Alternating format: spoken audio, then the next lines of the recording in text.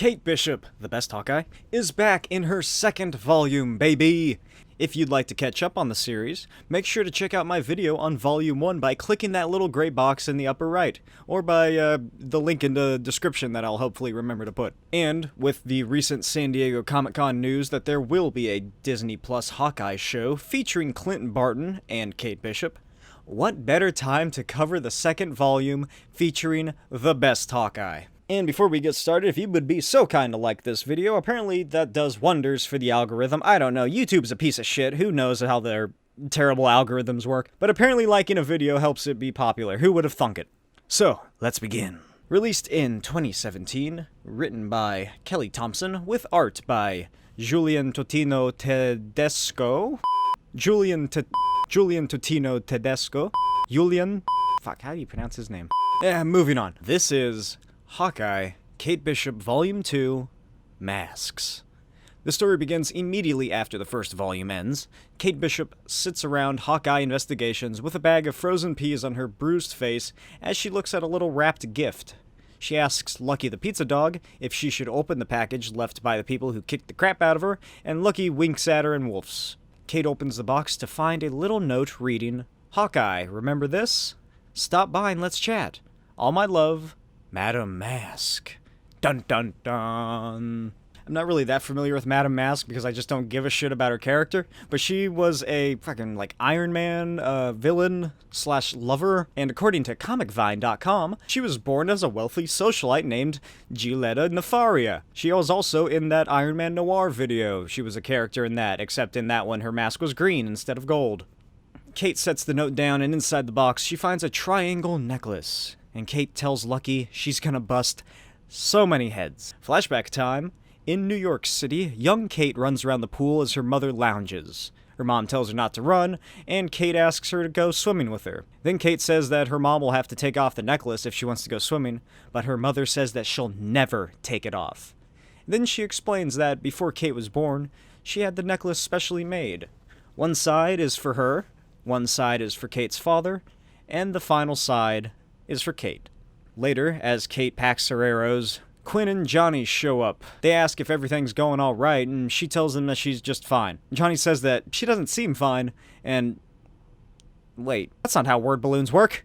Good job, Joe Sabino. God, how did this get past editorial? This comic is ruined, it's terrible. Look at this mistake! Also, I think that was the first time I've ever mentioned a letterer on this show, so congratulations, Joe Sabino! You are the very first letterer ever mentioned in my What Is series. I'll make sure the award is in the mail to you. It's like, yeah, I know it's an invitation for a trap, but I am going anyway. There's something I can't pass up. I gotta go, man.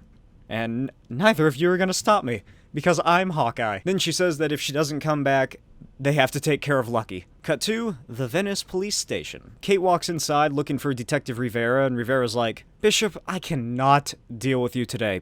Then she realizes that Kate hasn't said like 50 bad jokes or given her any finger guns in the very short time that she's been there, and Kate asks her for a favor. She wants Rivera to run a DNA test on the necklace. Also, finger guns! Pew pew pew! Cut to Madame Masque's HQ, maybe. Kate's like, "I'm gonna kick her butt so much. But first, let's turn on that old Kate Bishop Hawkeye charm." Kate walks into the lobby of the building and greets the old man at the reception desk. "Hello, good sir." "Offices are closed for the evening, miss." "Well, that may be the case for any normal person, but I am, you see, expected. Check your list." "List? This ain't no rave club, young lady." Then Kate makes a 30 Rock reference, and the man says, "If you don't leave, I'm afraid I'll have to call the police." Sure. But how about instead? Then Kate uses her take sleep a gas nice, arrow, relaxing and the little man nap. snores at the desk as Kate pings the elevator. She rides up to the penthouse floor and readies her bow and arrows, and she lets the arrow fly, getting a perfect bullseye. Then a girl runs over to her and tells Kate that her mom is at the director's office waiting for her. Kate says that that's impossible because her mom is in Barbados, but heads off anyway. Kate finds her mother arguing with the camp director because, you see, Kate's father gave the camp very strict instructions that only he was supposed to pick Kate up. Kate's mother demands to see her daughter when Kate asks what's going on. Kate's mother hugs her and pleads with her to come with her. Then her father shows up. Kate's mom whispers into her ear that there's only one chance to get away, and it's now. Just say yes. But Kate doesn't understand. Her father tells her not to worry, grabs his wife's arm, and says that he'll be back to get her tomorrow. Back in the now, the elevator opens into a room absolutely filled with men in black suits, and this one giant. Kate scans the environment and finds a fancy swinging chandelier, a resting place, a human stepladder, her goals, a route that's way too tempting, a vantage point, and a drowning pool. I'm guessing you guys don't want to do this the easy way. Sorry, this is what the hard way looks like, dummy. I don't want to hurt you guys. Also, I was invited, you jerks.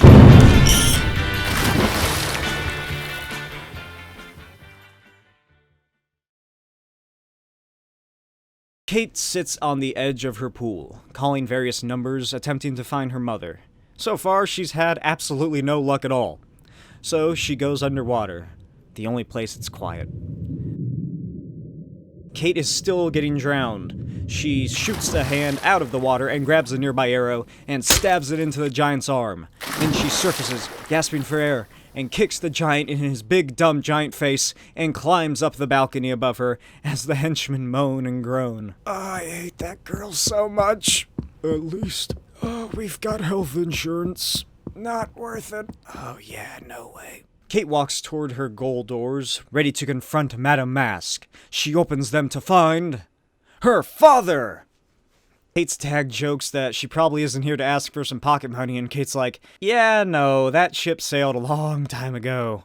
You're looking good, Dad. Like you sired me at about 4 years old. So congrats on that. What did you do? Buy yourself some youth courtesy of a fancy life model decoy? I mean, since you're actively in league with literal villains like Madame Masque, it only makes sense. Papa Bishop says that he's not an LMD, and that he doesn't work for Madame Masque. He'd never work for someone like her, but he did buy a body off of her. It's something much better than an LMD. Kate gets up, walks to the window, and says that her dad's leveled up to a full-on supervillain based on his legion of thugs and giant penthouse. But her dad's like, I'm not a supervillain, honey, blah blah blah. I'm your papa. It's me, Dad. And Kate says that not all supervillains wear spandex. The worst ones wear suits. Then she asks if Aggregate worked for him. He calls Aggregate, aka Greg, an idiot, and Kate informs him that he kidnapped her friend, hurt people, and tried to kill her. Her father says that he didn't authorize any of that, and she's like, well, you sure didn't try to stop it either. He gives the excuse that he thought he was protecting her by staying away, and Kate says that she's just weirded out by seeing her dad look 20 years too young. He says that he was sick and he needed this body, and then he asks if Kate believes him. She says she doesn't know what to believe, and her father's like, well, it's the truth, Kate. And this body is nice and healthy, and it comes with extra features. This one has powers. I call it suggestion. Admittedly, it's subtle as powers go, but extremely useful, especially in my line of work. Suggestion? Like, you can make people do things they don't want to? That's a simplification.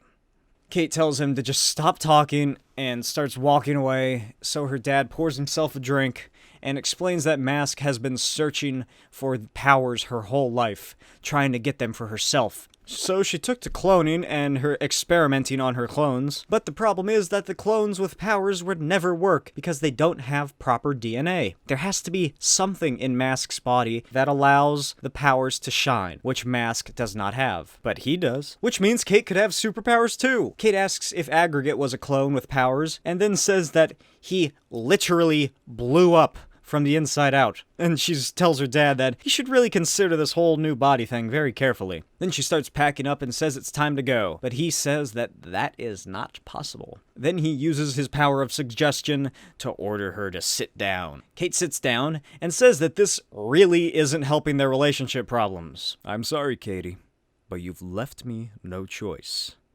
You never should have come here. Possibly true, but I'm Hawkeye, Dad. I've always got my eye on an exit. Beep. Explosion. Kate leaps out of the broken window and free falls off of the skyscraper. She brandishes an arrow and her bow and fires it up towards another window where it hooks into place. Kate swings around the entirety of the building until she crashes near the front doors. Later, Kate limps home where a redhead sits outside her door. The girl introduces herself as Anna Donnelly and says that she made an appointment with Kate, but Kate wasn't there, so she just waited on the bench. Kate apologizes for forgetting and asks if they could reschedule, but Anna says that she needs help. Her dad is missing. Kate invites her inside. Inside, Anna sits and pets Lucky as Kate microwaves some coffee. She notices a few things about Anna. First of all, she has way too much eye makeup. Who wears a pearl necklace anymore? All the people who did were shot outside of opera houses. I promise, your mother and I will always be here to protect you. And then we saw him. This is a stick-up. Give me your purse, lady. Keep your hands off my wife. He's gonna...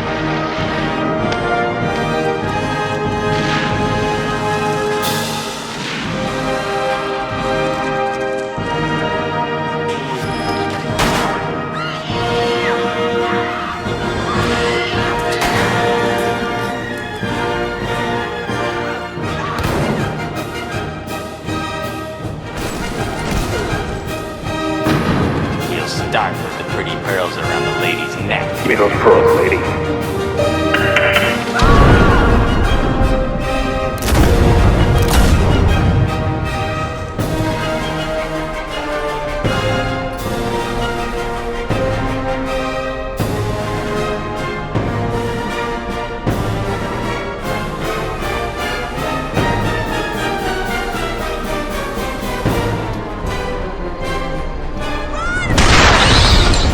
Take that necklace you're wearing.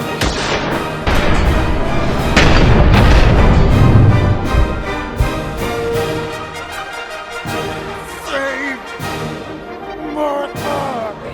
Stop! Why did you say that name? It's his mother's name! It's his mother's name. Martha Kane. Miss Kane, please, have a seat. Thomas Wayne isn't a friend of yours, is he? I don't know the name. Pencil skirt and silk blouse, and heels. Kate sits down and asks how old Anna is. She stumbles over her words, but says that she's 18, and Kate's like, let's not start off with lies. Anna says that she's really 15, but she figured that she wouldn't be taken seriously if Kate knew she was a kid. Then she hands Kate a photo of her father and explains that he disappeared 2 weeks ago. And Kate asks for a little more background information than that. Anna says that she actually saw him about a week ago walking around, but when she went after him, he took off to some place that she's scared to go by herself. And Kate's like, oof, this is hitting very close to home. So Kate agrees to investigate for her, and as Anna leaves, Quinn rocks up and asks if she has a new case. Kate tells him that she has to go walk Lucky, and asks Quinn to do a little background work for her. As Kate walks past the Starbucks coffee, she spots a familiar face. Larry, the stalker from the first volume! Kate rushes in and grabs him, and demands to know what he's doing with Mika. Mika tells Kate to relax, and says that she invited Larry to meet her. First of all, because she's writing an article about TBC and aggregate. Again, if you don't know what I'm talking about, just watch the first volume video by clicking that little gray box up on the top right. Right? Left? Right. Kate says that she still shouldn't have come here on her own, and then Mika's girlfriend, Ramon, is like, oh, she didn't. She came with me, and I'm the muscle. Isn't that right, Larry? Yes, Ramon. Later that night, Kate walks alone down the street as three shadows follow her. Kate calls back to Quinn, Johnny, and Ramon and says that they can't come. Johnny says that Kate can't go in there distracted and battered and asks her to just wait until tomorrow. Then he asks her to let them help, but Kate continues. She and the others then stand before a giant doorstop of a man and says that she's here to see Liam Donnelly. The bouncer opens the door and asks about the others, but Kate says that she's never seen them before. Kate walks into this giant basement as her friends pound on the doors and call after her, and she sees a whole lot of trouble. And in the center of this fight club is a big-ass Thunderdome. Look how big this basement warehouse thing is. Like, Jesus. Was it built specifically for an underground Thunderdome fight club? One of the fighters says that Kate doesn't belong here, and she's like, yeah, what tipped you off? The dude then yells in her face and says that this must be her first night, and on your first night, you fight. On the second night is slam poetry. So, Kate fights a dude in the Thunderdome. She dodges his blows, sneaks between his legs, leaps onto the Thunderdome walls, and does that, leg grab around the neck move, and slams his head into the concrete. Are you not entertained? Huh, I see that you're not. Now, let's be reasonable. I won. Should I not be hoisted on your shoulders in celebration? Cut to elsewhere in Los Angeles. At a large mansion, one of Madame Masque's ridiculous-looking henchmen walks into her office. She shushes him and then continues to listen to a recording she made of Kate's father explaining how superpowers work with DNA, and says that they have much work to do.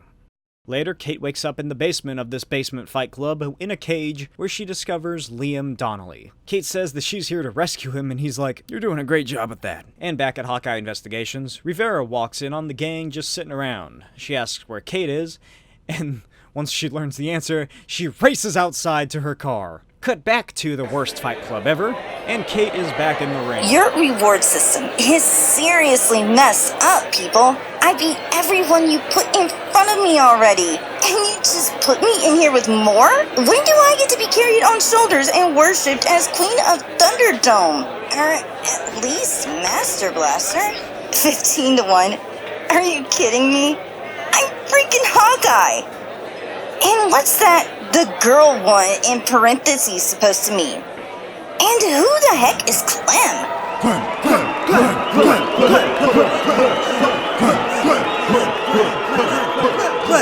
I'm Clay. Oh, hey, what's up, man? You ready? Not really. I mean, I was definitely not told. Oh, so it's that kind of party. Yep. Nowhere to go, little Miss Hawk person. Hey, that's little Miss Hawk person to you, Clem. Owie! Ow, ow, ow, ow, ow! Oh, no more touchy the fire, man. If I have secret superpowers, now would be a good time for those to kick in. Superpowers activate? And nothing. What a ripoff. Dump DNA. Yikes! Not cool, Clem. Kate looks past the bars into the crowd where she spots popcorn, bloodthirsty hordes, an inappropriate cocktail dress, bloodthirsty hordes, refreshing beverages, bloodthirsty hordes, and sweet arrow salvation. Kate lands on the ground and lunges out of the Thunderdome, reaching for her bag of arrows that has just been left there for some reason, as the onlookers, push her back into Clem's fire axe. There you are. Stick! Safety foam arrow. With Clem creamed, Kate clasps her bow, but she's thrown headfirst into the dome bar. Which, Jesus Christ, maybe her superpower is that she's just very durable. One last shot. Sproing! Suddenly, Detective Rivera and a team of SWAT members storm into the fight club. Rivera finds Kate drifting out of consciousness. Later at the police station, Rivera is questioning Liam Donnelly when Kate tells her to give him a break. Then she tells Rivera about his daughter and that he's the victim here, for the most part. So Rivera lets both of them walk. But as Kate is leaving, Rivera calls her back over and gives her back the necklace. The DNA test came back positive. It is her mother's DNA and her blood. There's also her father's. Rivera asks what it could mean, but Kate says that she doesn't know. Later at Hawkeye Investigations, Kate shows up with Liam and they find the gang all inside, and Lucky winks. Anna runs to her father and hugs him, and then Kate, and they share some words and then leave. The others ask Kate if something's wrong, but Kate tells them that she needs some rest, and asks them to come back tomorrow. So, as Kate gets a hungry lady TV dinner out of the freezer, someone walks through the front door. Kate turns around to find the silhouetted figure of a woman standing in her home, and Lucky growls and winks.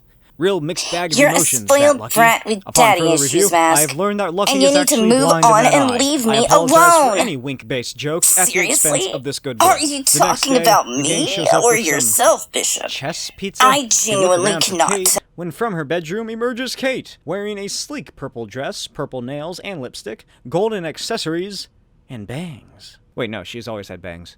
Well, now they're straighter. Bangs are straighter. It's Madame Masque, alright? She made a clone of Kate, which wouldn't be that hard with how often she bleeds and gets the shit kicked out of her, and now she's Madame Masquerading around as Kate Bishop. Ramon asks why Kate wanted to see them, and Kate says that, you know what, let's just put that to the side for a little bit.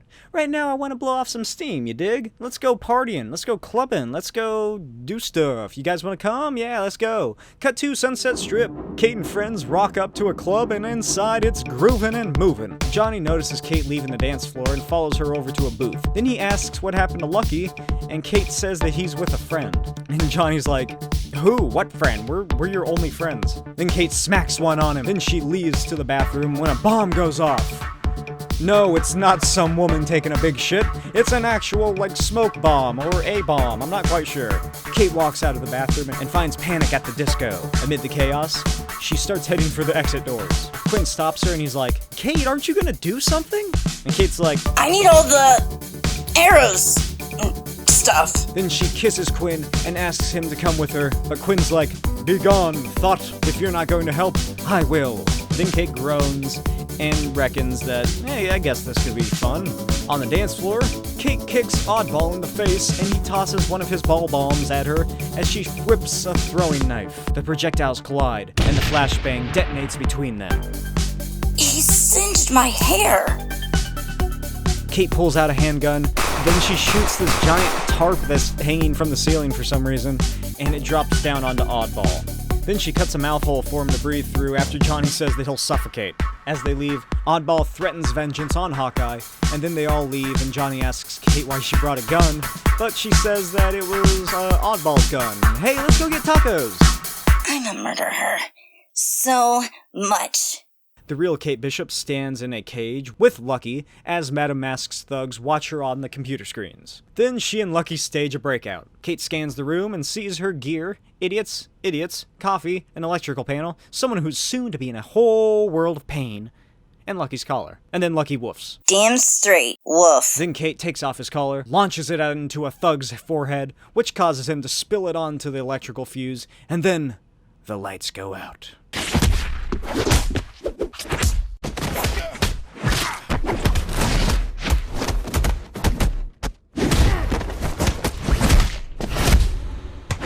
The emergency lights come on as the thugs lie around making miserable moans and groans and various sounds of distress. Then, as Kate gets her gear, she sees her father bound and gagged in a corner. Kate walks over to him, kneels down, and asks, Did you kill my mother? Kate leaves and tells her father that she'll never forgive him for this.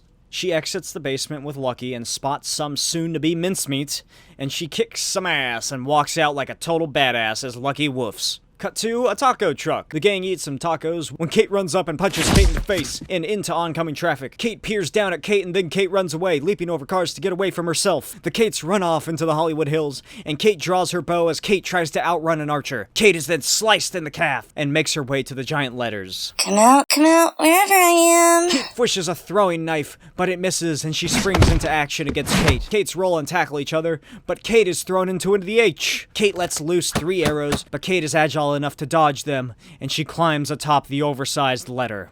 You're a spoiled brat with daddy issues, Masque, and you need to move on and leave me alone. Seriously? Are you talking about me or yourself, Bishop? I genuinely cannot tell. Shut up. I'm nothing like you, and I never will be. Ah! Kate stands on the H and watches herself dangle over the edge. Give me your hand. Ugh, I'm so heavy. Even my clones eat too many mini donuts. Why do you do that? What, make jokes? Because I'm amazing at it. Not the jokes, you idiot. I mean, why pull me up? Because I think you might be the one person on Earth who knows if my mother's alive and where to find her. Ah! No! Masque! No! Gone. I swear to God, supervillains are like really annoying magicians. Detective Rivera Puff of again smoke shows not up to even save needed. Kate's ass with a platoon of police who begin searching the area for Masque. And Kate's like, How did you know which one was me? And Rivera tells her that she's never seen Kate without, like, at least 75 injuries on her face, and then she heads off to help the search party as the gang shows up. Kate asks if they're okay, and Ramon says they'll be slightly traumatized after spending a whole night with an evil doppelganger, but other than that, they're just peachy. Then Kate explains what happened, from her father in aggregate to Mika's kidnapping to her being the worst superhero and friend on Earth. Then she apologizes. The gang tells her that it's okay, and that she's a great hero, and whatever. Then they all join hands and say, all for one, and one for Hawkeye. Or something. We'll think of something better later. Then they head off to get more tacos. Johnny and Kate hang back a bit and talk about what happened, and Kate says, Masque made such a mess of things. But she did get one thing right. Then they kiss, and Quinn turns around and is like, aw, damn man, now I'm the fifth wheel in this relationship gang. I don't have anybody but Lucky. And even he has pizza. He's the pizza dog. 2 days later, Kate thinks about her mother, walks into her bedroom, rips off all the information attaining to her father, and puts up a new sticky note that reads, Mom. An unspecified amount of time later, Kate walks past the fluttering Horde bar when Laura Kinney, the Wolverine, crashes through the window. Kate says what's up, and Laura leaps back inside. Then Kate looks into the shattered window and sees delicious nachos, ridiculous goggles, regular-sized Wolverine, some lovely weapons, an extra big guy, an exit, tiny Wolverine, a guy in a beekeeper's outfit, and a literal Wolverine? Quick history lesson. Laura Kinney is the clone daughter of Wolverine. This tinier Wolverine is named Gabby, aka Honey Badger, and she's the clone daughter/sister of Wolverine. No, not that Wolverine. This Wolverine, who is also Laura Kinney. Also, their grandpa is, and this is Jonathan. He's Gabby's pet Wolverine. They fight these goons, and after that's finished, Kate says that they should get out of here before the cops show up so they don't have to answer all these questions. So she takes them to Hawkeye Investigations and says that they'll have to keep Jonathan and Lucky separate, but they're best friends right away. Look how cute they are. Kate asks what brings the Wolverines to LA, and Laura explains that an Alchemex Splinter Facility lab tech went rogue in LA, and that he might be setting up a clone facility. Kate's like, ugh, I am so sick of clones. God, they are just the worst. Like, the literal worst. Am I right? Oh, yeah. I didn't mean you guys. Then she asks if that rogue tech guy is on this list of names she has, and they're like, whoa, how'd you do this? And Kate's like, I'm an expert detective. Duh. Laura looks over the list and finds an address for them to go to. Kate asks if it's really okay for Gabby to go, and Laura says that if anyone isn't going, it's Kate. Because, you see, Gabby has claws, a healing factor, and she feels absolutely no pain. And Kate's like, okay, give me 5 minutes to suit up, but Laura gives her 3. 4 minutes later, Kate's hopping out of her room, dressed up in her costume, and she's like, wow, that was 4 minutes, there's a lot of elements that go into a costume, and you're both already done. Gabby says that Kate's jokes, while there are way too many, are pretty funny and that she likes her. Cut to the Hollywood Hills. The trio interrogates a man that smells like lies. When suddenly, Kate drops to the floor. Laura tells Gabby not to breathe, and Gabby says that she doesn't feel so good. Oh my gosh. Endgame ripped off Kelly Thompson. Or not Endgame, Infinity War ripped off Kelly Thompson. Later, Kate wakes up upside down next to Gabby and Laura. Laura explains that this evil dude wants a clone army, blah blah blah, and started working for Madame Masque.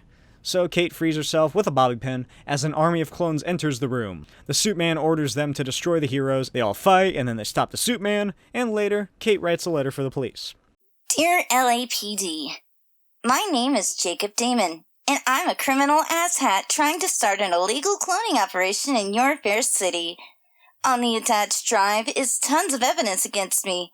Please arrest me ASAP so I can do no further harm to the people of Los Angeles.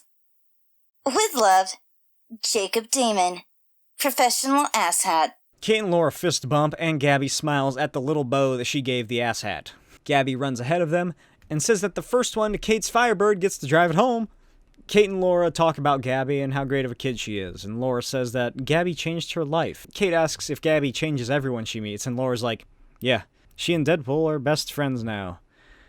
So that's fun. Gabby celebrates her winning of the race and says that Kate is her favorite Hawkeye. Later at Hawkeye Investigations, Kate gets home to find Lucky snoozing on the ground, and he wakes up as she uses her cell phone telephone. Hey, it's me. Never mind. You're here. Katie, I think I need your help. The end. I hope you enjoyed this episode of What Is. If you did, make sure to like and subscribe for more content just like this. I also release a monthly podcast called the Cruising Altitude Podcast, which is all about Tom Cruise movies. The month of August, my co-host Saul and I covered the classic Top Gun. So if you love the movie Top Gun, or you've heard of it, or you saw the trailer for Top Gun 2, make sure to check it out on YouTube or really any podcasting platform. We got Podbean, we got Stitcher, we got Spotify, we got iTunes, even though I thought it was ending or something. And that's all for this week. I'll see you next time. Bye.